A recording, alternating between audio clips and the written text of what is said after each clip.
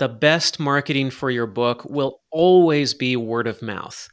If somebody will read your book, they love it, and they tell a bunch of their friends about it, that's how books get big. It's completely organic virality. The book has to be great to go through word of mouth, and that's the only way books get big.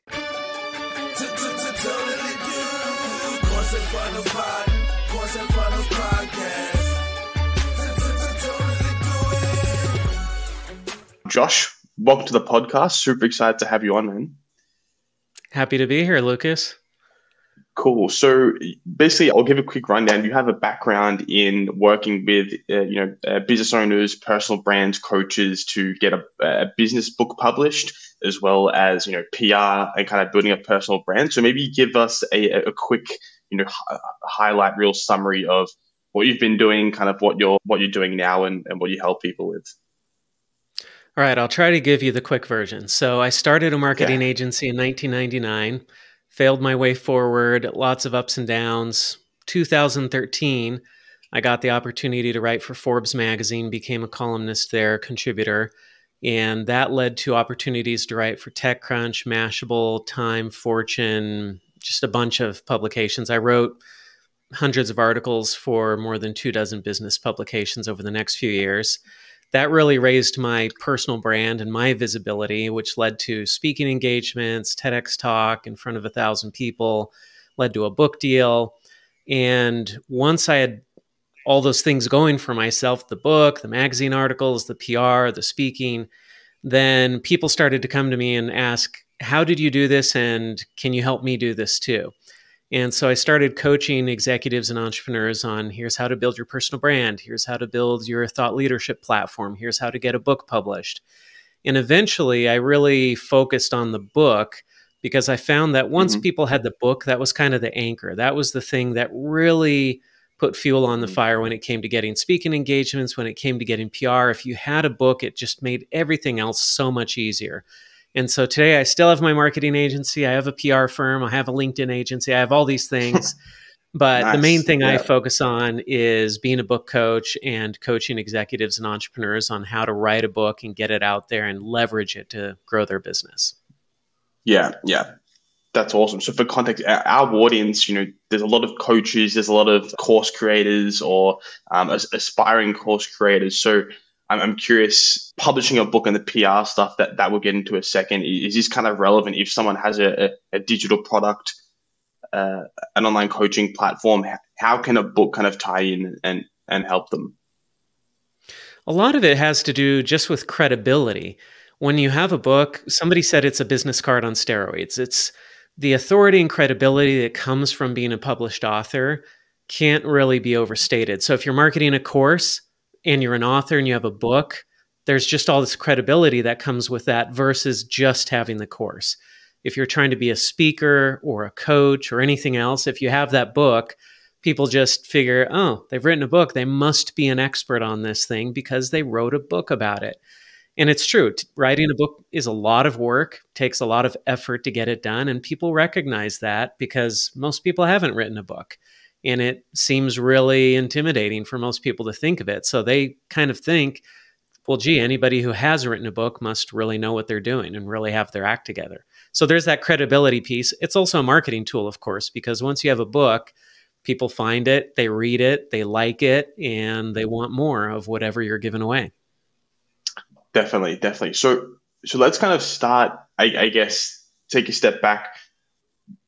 Some of the entrepreneurs and some of the clients that you've worked with in terms of this book launch, can you give me kind of, like a rough summary of kind of who they are, maybe how many books you've worked on and some of the kind of, crazy examples of successful book launches and how they impacted some of your clients? So I've worked with over 100 entrepreneurs on their books. Not all of those are published, but I run groups, I run coaching seminars and such. And so I've had well over 100 people or maybe over 200 people at this point that are going through my programs or have gone through my programs. So some of these people are coaches. A lot of them are just executives or entrepreneurs. So for example, I have a client recently that I've been working with. His name's Rob. He's a commercial real estate investor, operator, and technology entrepreneur. So he owns property, but he also creates software for other property owners. And in his case, the reason he wanted to write a book, I mean, this guy, he's got a high net worth. He owns a yacht. He's got the private jet. He's got the multiple homes. He's got the fancy cars, all that stuff. But the reason he wanted to write a book is he's trying to build this billion-dollar tech company. And he said, I'm going into my clients' offices and they don't know who I am. They have no clue who I am. They think I'm just some sales guy. And he's like, I'm worth way more than these guys. I've been way more successful, but they don't know it. And I don't want to walk in and tell them, like, don't you know who I am? He doesn't want to come off that way, right? So he's like, I want to write a book so that I can send them the book and then they can see who I am without me having to say, here's who I am. And so for him, the book was really about raising his personal profile and his credibility so that when he goes in and he tries to sign $1 million a year contract for the software he sells, people know who he is. And he's kind of a celebrity in the industry because he's got this book that focuses on commercial real estate. So his book just came out a couple of months ago. It's become a Wall Street Journal bestseller. And my role in that was coaching him through that process of getting his book written, helping him find a ghostwriter, helping him with marketing and promotion and editing and just everything. That's awesome. Okay, cool. Well, I'm keen to kind of drive into the specific process. So let's say someone has, in our case, for our audience, maybe like a coaching business or a digital product business, maybe even an agency, and they want to create a book, like you said, to build that authority, to build that credibility, maybe even to do it as a lead gen, as a front end offer. What is the first step in terms of coming up with a book to write? How do you come up with the idea? How do you decide kind of what the book should focus on before you actually start writing?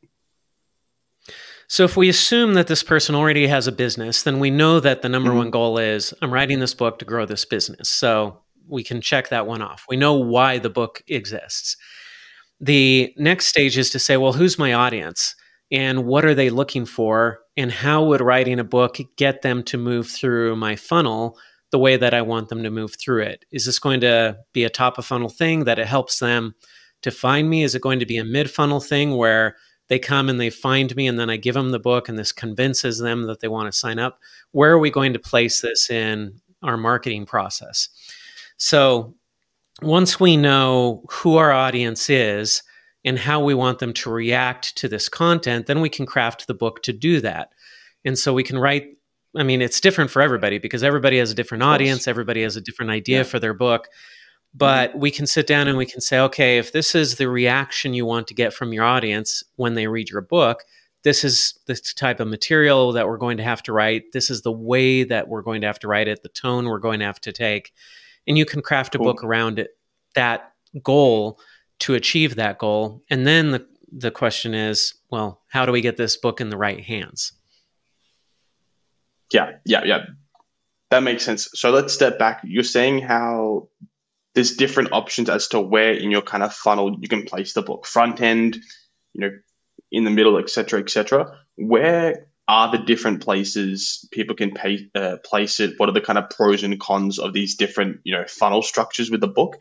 And also maybe one or two examples of different ways people have utilized their book in their kind of overall funnel or kind of product suite. Let's talk about two specific examples. A lot of people think that they're going to write a book, they're going to stick it up on Amazon, and thousands of people are going to buy it, and then these people are going to hire them and give them a bunch of money. That's not the way it works. Because if you write a book, you stick it up on Amazon, what you're going to get is crickets. Nobody's going to respond. Nobody's even going to know that your book exists. You have to promote your book and do marketing work in order to get it out there, in order to get it in front of people. And so the average self-published book sells 250 copies during its entire lifetime. So most people's books are not super successful in terms of the numbers of books that they're selling. Now, instead of going out there and just sticking the book out there and hoping that people find it and hoping that it spreads somehow magically, what I prefer to do with my clients is say, who do you want to read this book? Who's the person who could read this book and then hire you and it would change everything Mhm. for you? Or who are 10 Yeah. people or 20 people or 50 people? Well, what's the easiest way to get the book in those people's hands? Send them the book. Write the book and send it to them, mail it to them. Nobody throws Mhm. a book in the trash. Nobody gets a package Yeah. that's as heavy as a book and says, Yeah. oh, this is just junk mail. I'm going to throw this away. If somebody gets a book in the mail, they're going to open that and take a look at what that book is. It's not every day that somebody just gets a free book unexpectedly. So if you send a book to somebody and you have a little note in there saying, hey, here's who I am, this is what I do, this is why I sent this to you, hope you enjoy it, people will at least read the letter and they might read the book. And if you can get them to read the book, I mean, that's a 150 to 200 page piece of marketing that people are reading. I mean, that's the best marketing ever. If you send somebody a one-page thing, they won't read it, but somehow you can send them a 200-page thing and they'll actually read it, and sometimes read it all and sometimes read it multiple times. So a book is a great marketing tool that way, but if we wait for people to find it, it's not going to happen. We have to get it in their hands and send it out to them. So when people hear that the average self-published book sells 250 copies, sometimes they get kind of depressed, but the way I look at that is, maybe I only need 50 people to read this book. Who are those 50 people? How can I get it in their hands?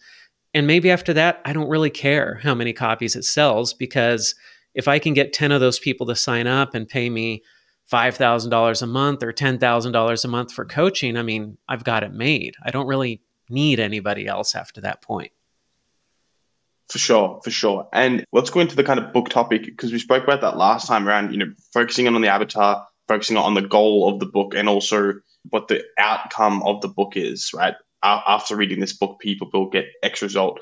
For someone who's maybe running a lot of businesses, offering a few different services, coaching in different niches, how would you kind of zone in and first of all pick that, specific promise or outcome of the book, whether it's start a business or whether it's, just some simple kind of Facebook ad strategy?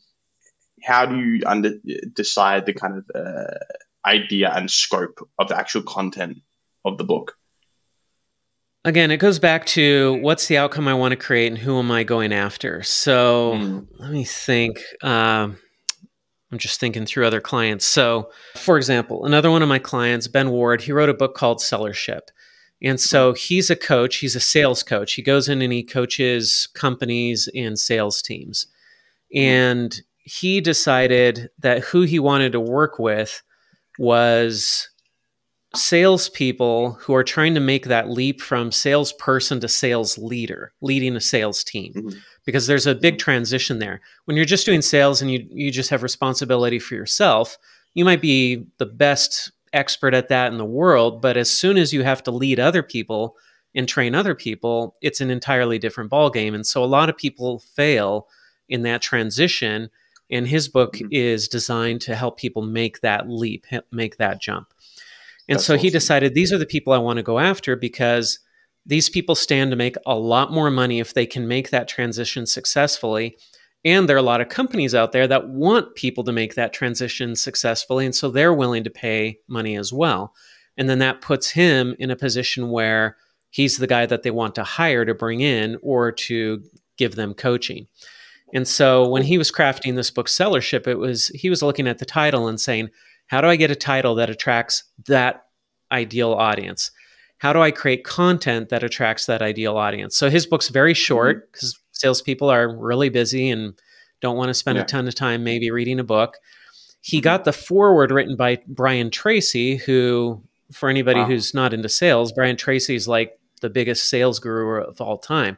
So he got the foreword written by Brian Tracy, so he can put that on the book and say foreword by Brian Tracy. That attracts the attention of his ideal audience.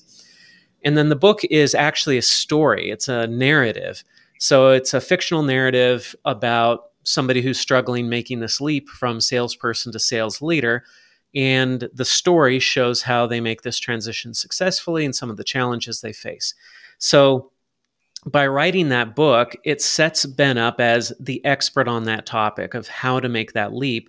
So if you read that book and you're in that situation, you're reading this and Mm. you're thinking, this guy who wrote this book really understands me. He understands the challenge I'm facing. And if he understands my problem, my challenge, he probably has the solution and he could probably help me. Now you read the book and you think, well, that's really short. I really need somebody to hold my hand and guide me through this. Mm, And then that's where they go to Ben and they say, hey, I read your book. I loved it, but I need more than just this story. I need somebody to really work with me over the next few months. And then Ben can say, well, hey, I've got these coaching yeah, packages, or I've got this corporate yeah, training. I can come in and train your yeah, team. That's how yeah. it all connects and ends up with more business for Ben.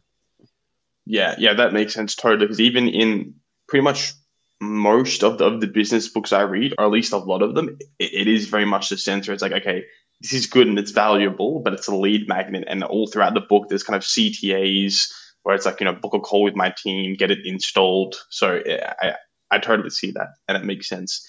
If someone has zoned in on that ideal target market, they have their book idea, what is the process that someone should go through if they were on your own? Obviously, they should hire you, but if they can't for whatever reason, to kind of go from idea and target market to actually kind of shipping the book. I assume it's a long and kind of tedious process, but how can people go from book idea to kind of shipping? What do you have people go through? It is a long process. There are Hmm. hundreds of steps in that process, and it Hmm. really can be overwhelming. And so, my advice to anybody is just take this one step at a time. It's like that old adage about the elephant. How do you eat an elephant? One bite at a time. It's the same with a book. It's a beast, it's a huge project. Just take it one step at a time. And the first step is to take the pressure off of yourself and don't try to just sit down and write the whole book. A lot of people don't know how to write a book. They think, well, I guess I sit down and I just start writing and it's just going to flow out of me magically and I'll start writing and then at the end I'll have this book and I go and I publish it.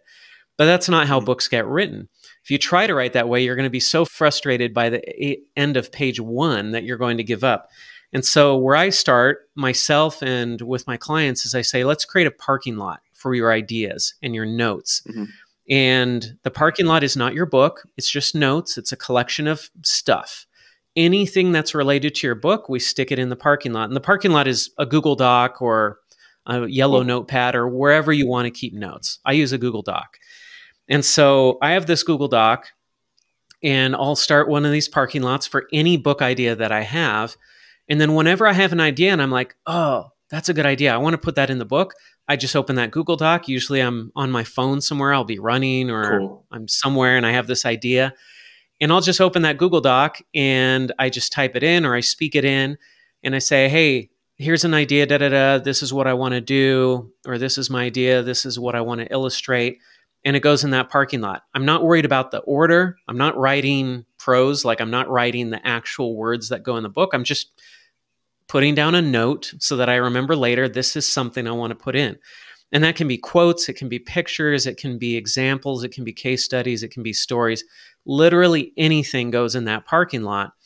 Eventually, that parking lot is going to start getting organized. I'm going to start going into the parking lot and say, well, this and this and this, these things kind of fit together. Maybe that's going to be a chapter of the book. And this part here, I Mm. want this to go first. And this other part, I think that would go later. And so I start ordering things, I start organizing things. And that's going to take me to my outline. And the Hmm. outline is where I actually sit down and say, okay, let's get formal about this. Let's really put some structure to this book. And you say, okay, here's chapter one, chapter two, chapter three, or section one, section two, section three. And you map out the order of things and the general high level version of the content. And then, I mean, when I do these parking lots, my parking lot documents will get to 50 to 100 pages. So at that point, I've already got half of my book in the parking lot. I Yeah. just need to put it in order and write the words Mhm. that kind of go around everything. And so a lot of people will start with an outline. I like to do a lot of work before I even get to the outline in terms of my parking lot and sticking all these notes in there. I just think it makes it so much easier. Mhm. And especially because it takes that pressure off of feeling like you need to sit down and actually just Like have to write write. that book, which Yeah. is Yeah. it's really hard to just sit down and write something, but it's really Mhm. easy to put a bunch of notes together. And I'll do this for months, sometimes years. I have books where I've been sticking stuff in that parking lot for literally years. But by the time I sit down to actually write that book, it's going to just Mhm. come out super quick and super easy. Yeah, nice. So you get the parking lot, people get all the information, all the pages, and then can kind of sort it and then write the flow around it. I'm sure you could probably speak for about 5 hours on, on how to write books. I assume kind of everyone has a different style. As you're approaching the point where, maybe your Google Doc or whatever you're writing is finished, first of all, what do you think about hiring ghostwriters to help you? How do you think about hiring ghostwriters to write your book for you? Where do you find them? What's the best way to work with them? Let's start there. I think hiring a ghostwriter is a great idea for somebody who doesn't enjoy writing, doesn't feel like they're a good writer. And let's face it, most of us are not writers. It's not what we do, it's not our area of expertise. Mhm. And a ghostwriter doesn't mean that they come in and they write your book. They're interviewing you, they're getting your thoughts. So it's your book, it's your words, it's your ideas. They're just a master of the craft of writing a book, of knowing how to put it together, of knowing how to express things in the right words. But it's still your book, even if you hire a ghostwriter. Hiring a ghostwriter is expensive. If you want a good ghostwriter, you're looking at paying $50,000, $60,000 US. And Wow. that's just starting. Now you can go Yeah. hire somebody for Yeah. 20 or 30,000 US, but that's somebody who's never written a book before and they're just getting started because it's a 5, 6 month process for somebody to ghostwrite a Mm. book. So if you think about some ghostwriter out there, they can only take on 2 or 3 projects a year. So if you get somebody for 20,000, that person's only making 60,000 a year as a ghostwriter. Like that's not huge money or anything. So now the top ghostwriters are charging 6 figures or a lot Damn. more than that, but Yeah. you can get a really good ghostwriter for 50, $60,000. But again, that's a chunk of change, right? So it's not many Yeah. people who can afford that. So most people are going to need to write it themselves. And what you can do though is even if you feel like, well, okay, I can't afford a ghostwriter, but I'm also not a good writer myself, just work on that parking lot, get it as Hmm. good as you can, and then you go find a good editor. You can hire a good editor to edit your book Mm. for maybe 3 or 4 or 5 thousand dollars. And even if your writing is terrible, and trust me, when I say terrible, there are authors who are terrible writers, but they have great Yeah. editors. And so the book still sounds great in the end. So Wow. the author puts all the ideas together, the editor comes in, Mhm. cleans it all up, and then you Yeah. have a great book. And that's a That's much more affordable way to get it done. Yeah, yeah, yeah. That sounds great. And then I'm kind of keen to go into the marketing and selling side of the book launch. So let's say someone's got an editor or a ghostwriter, the content's kind of done. How do you think about pushing this book out into the world to make it as successful? You said potentially sending some out to your prospects. I'm sure if you have an email list, there's some social media stuff. So once your book is ready, how do you launch it so that it's quote unquote successful, whatever that means on day one, and maybe kind of one or two specific examples of a kind of launch, a super successful launch that one of your clients did for their book. Before anything else, I want to emphasize the best marketing for your book will always be word of mouth. If somebody will read your book, they love it, and they tell a bunch of their friends about it, that's how books get big. It's completely organic virality. There are people out there who will spend hundreds of thousands of dollars buying their own books to get it on the New York Times, and yet still it doesn't go viral and it doesn't sell a lot of copies because the book itself isn't that good. The book has to be great to go through word of mouth, and that's the only way books get big. So, word of mouth is what it's really all about. But there are other little things that you can do to help it get started and actually have a chance at getting out there.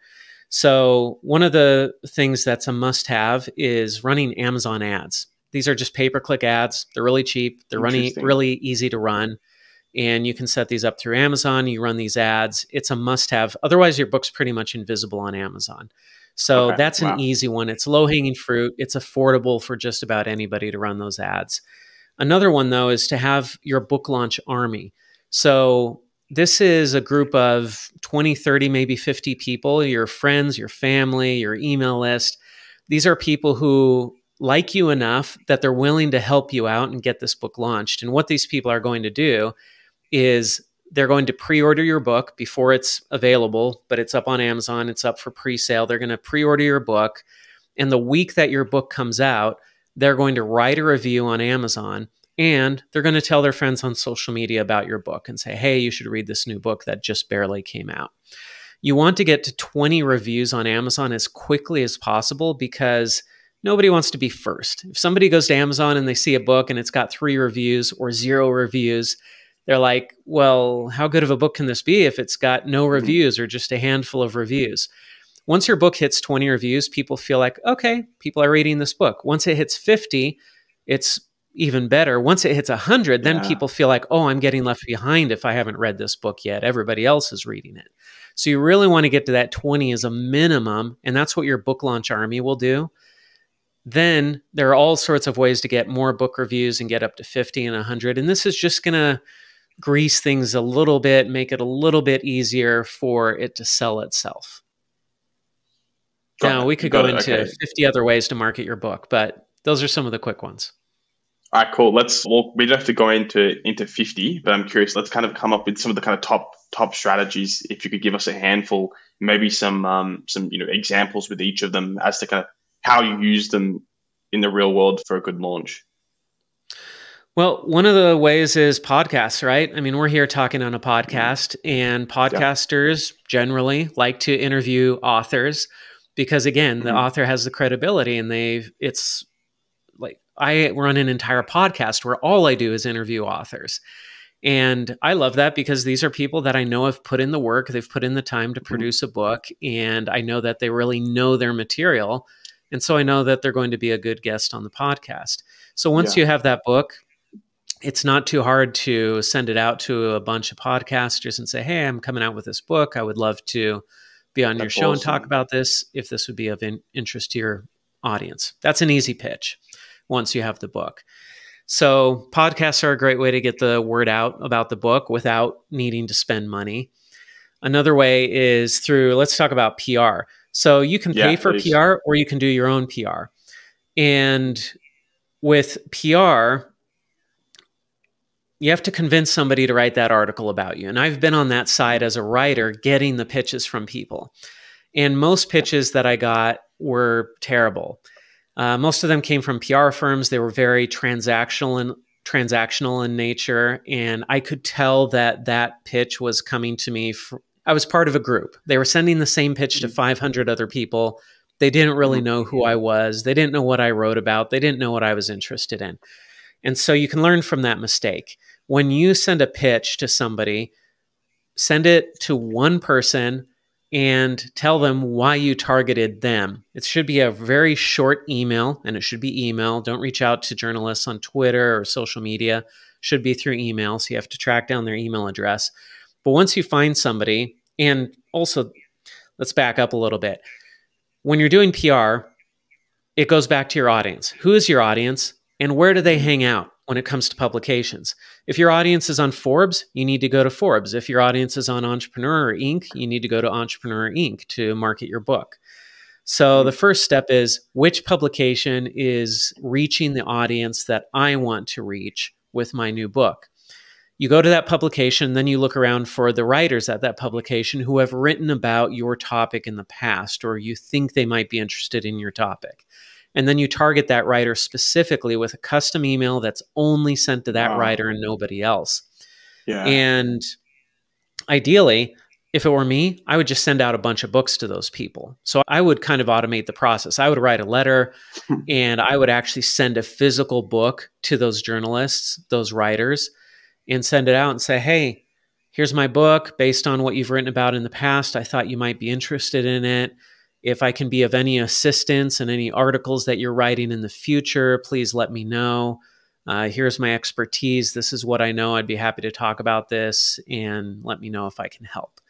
And that kind of offer will go over well. Not everybody will respond to it, but some people will. And you can use that pitch to get into Forbes Inc., Entrepreneur, Business Insider, a bunch of other places. So PR after podcasts. And the other place where you can actually get a lot of traction, but this takes a little bit more work and you have to enjoy public speaking, is to go on the speaking circuit.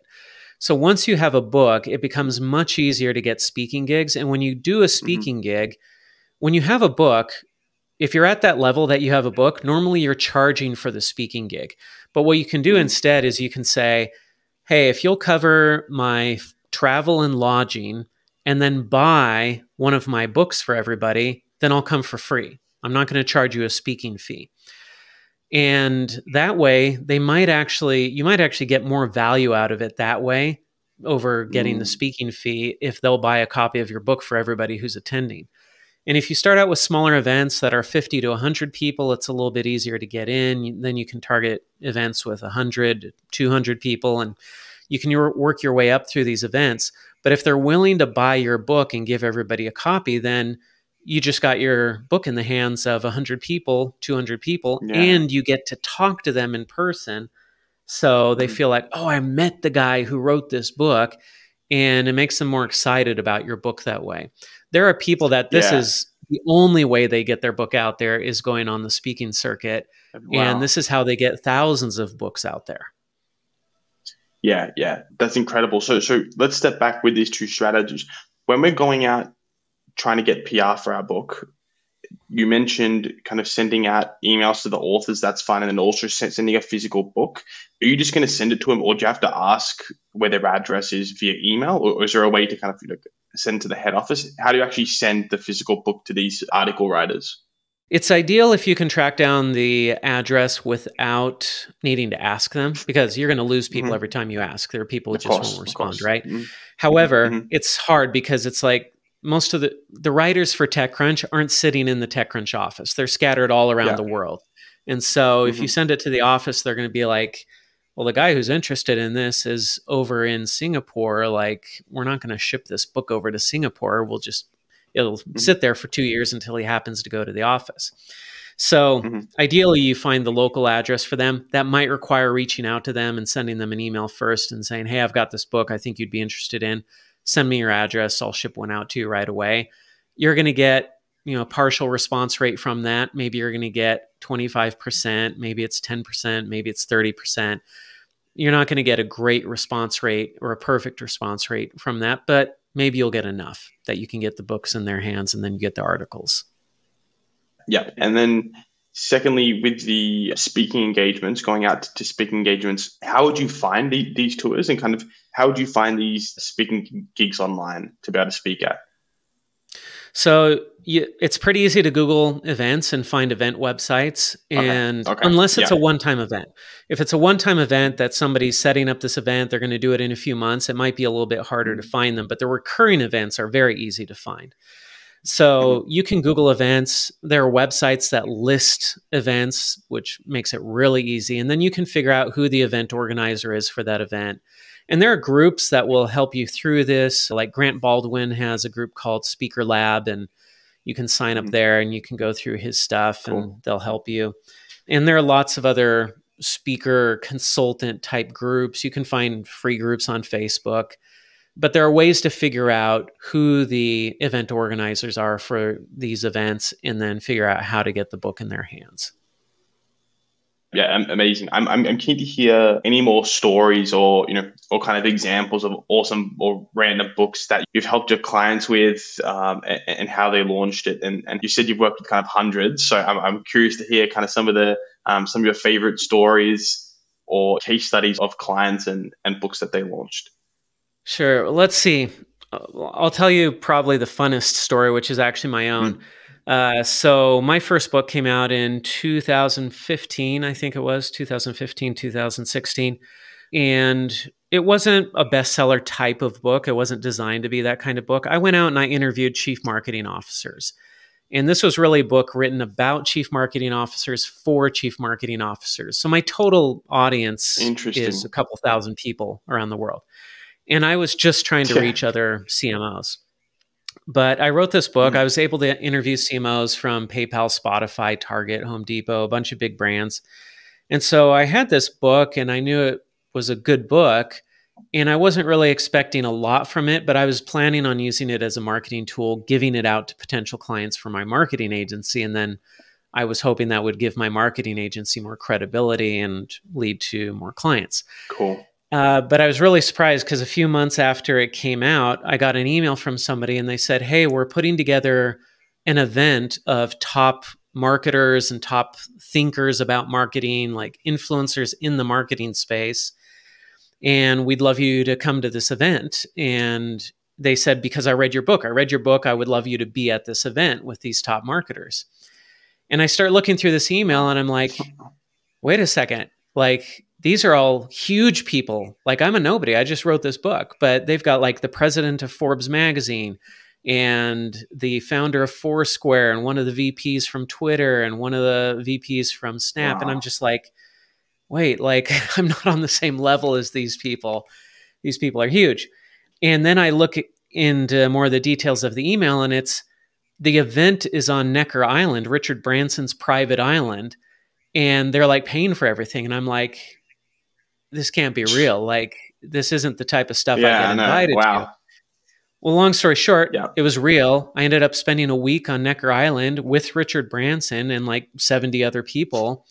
And I'm like sitting there, like hitting fish food golf balls into the ocean off the beach. And I'm doing zip line through the jungle on Richard Branson Island. And I'm having breakfast sitting right next to Richard Branson, like while he's just chatting with us. And I'm just like, how did I get here? Like, this is amazing. And well, how did I get there? I wrote a book. And that's it. And I didn't even send it to the people. They just happened to pick up my book and read it.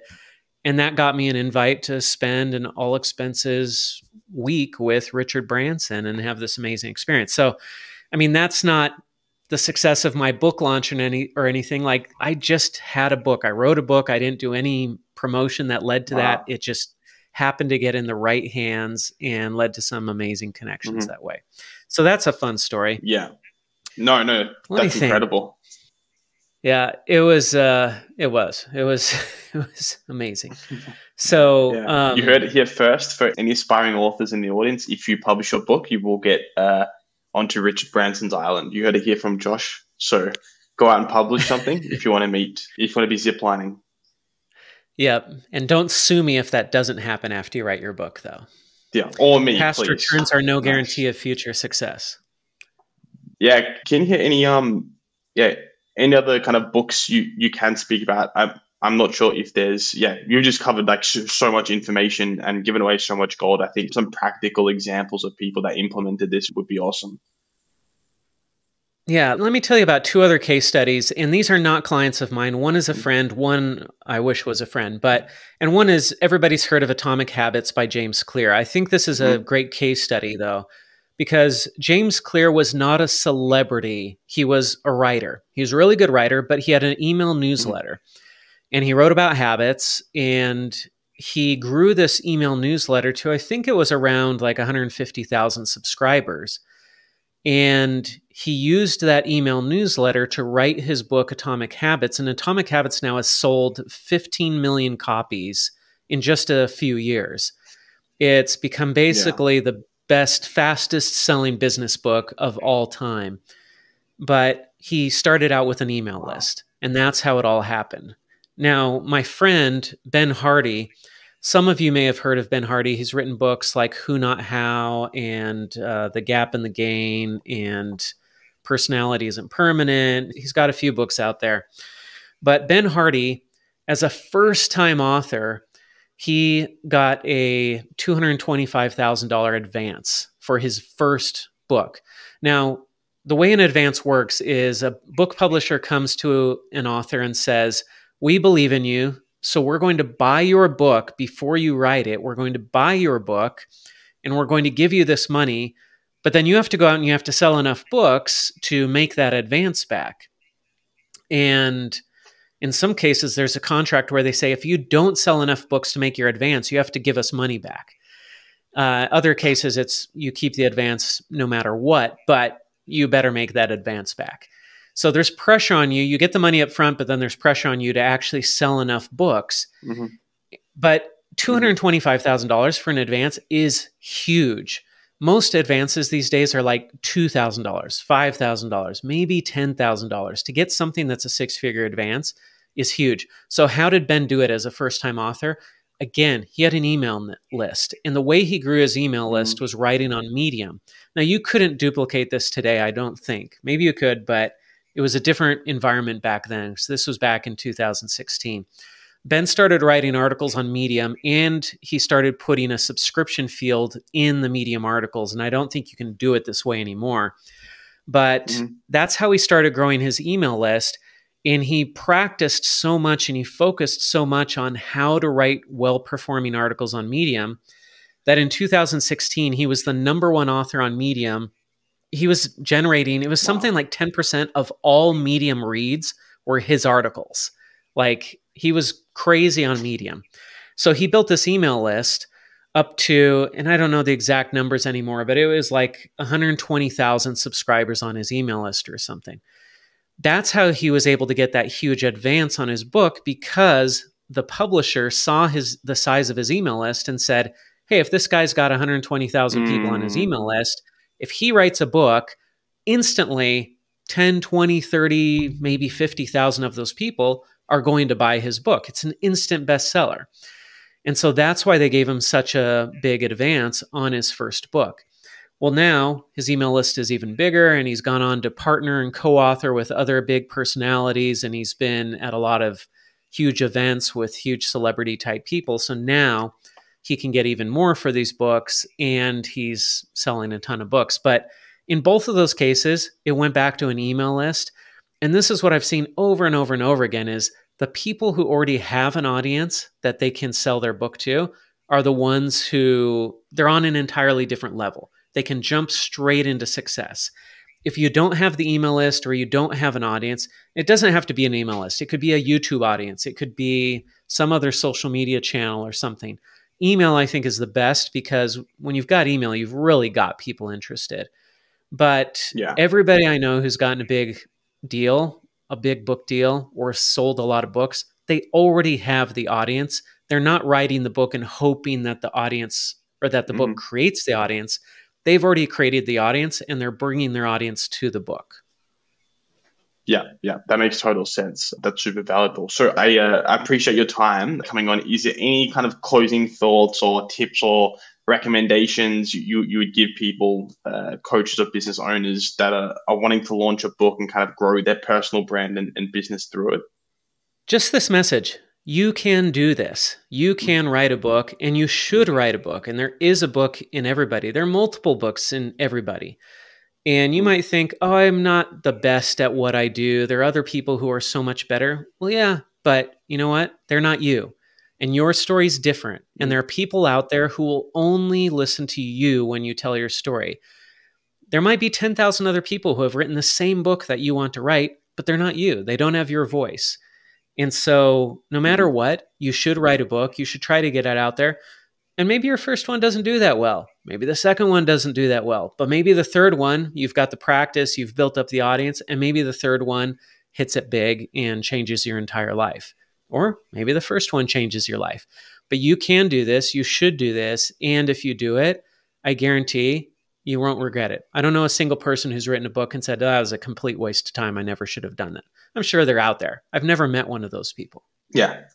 Cool. Love it. Awesome. Instead, I've met people who say, I wrote a book and I barely sold any copies, but I'm still glad I did it. Yeah, for sure. I'm sure, there's a lot of people that started one, didn't finish writing it, and then regret it. So yeah, because you always wonder what would have happened if I had finished that book. What would have happened? Totally. Well, it's never too late. We'll finish that book. Well, that was awesome. For anyone who wants help launching and writing their online book, or with PR, or growing their personal brand, where can people find you? What should people do to work with you and your companies? You can find me on LinkedIn. I'm super active there. I've also got my personal website, joshsteimle.com. Best place to go if you're really interested in book stuff, though, is go to publishedauthor.com. That's my hub for everything related to book writing. Wow. Nice. That's a good domain. So publishedauthor.com? Yep. Love it. Awesome. Cool. Well, Josh, I appreciate you jumping on, man. Thanks so much for giving a ton of value. Seriously, I feel like you just gave a whole blueprint on on writing and launching a book successfully. So it's going to be amazing value for everyone.